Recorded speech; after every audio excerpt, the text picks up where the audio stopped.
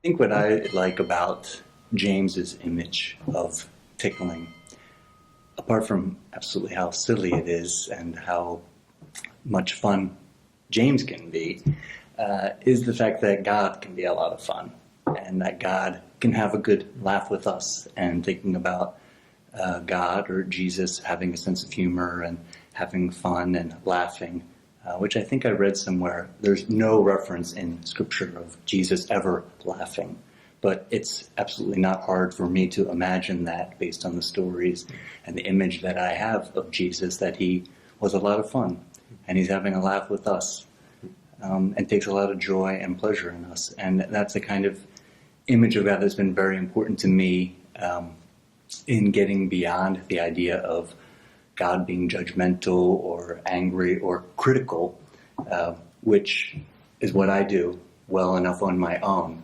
And the kind of God that I need and the kind of God that I have is one that's loving and fun and can laugh at me and with me, even when I'm, I don't know what the word is, being bad. Yeah. With you in all of how you are.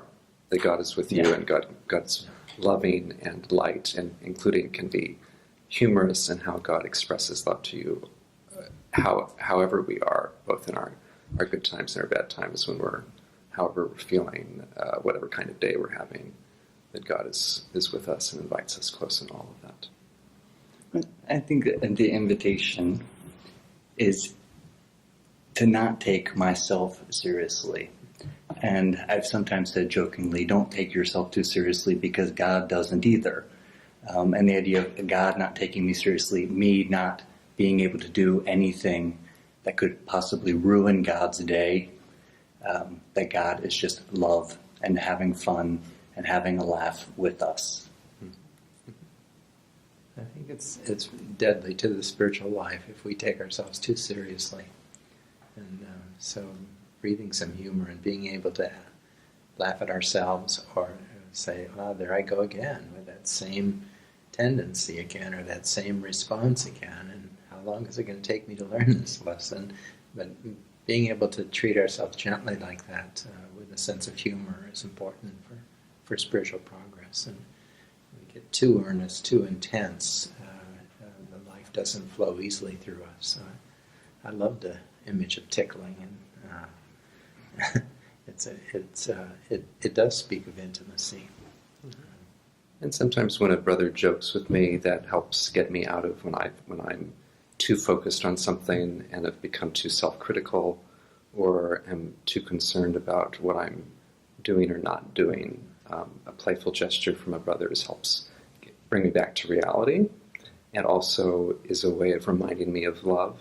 Because getting me to laugh I experience as a way of receiving love from others, and then also it brings me more to life, that I can be more fully present to love others, having received that. I think also, picking up on what Robert said, I think most of us find it easier to love others than to love ourselves, or many of us do. I'm always surprised in spiritual direction of how harsh people are toward themselves, how demanding they are, what high expectations they have for them, how unforgiving they are toward themselves, and they're much more compassionate and more gentle and kind to other people in their life than they are to themselves. Some of us have tyrannical inner voices that are harping on us constantly, and so this is an invitation to say, what makes it difficult for me to love? Not only what makes it difficult for me to love others, but what makes it difficult for me to love myself, and how can I observe the commandment and practice love, which is what Jesus asks us to do for myself. How can I be as compassionate toward myself as I am toward other people?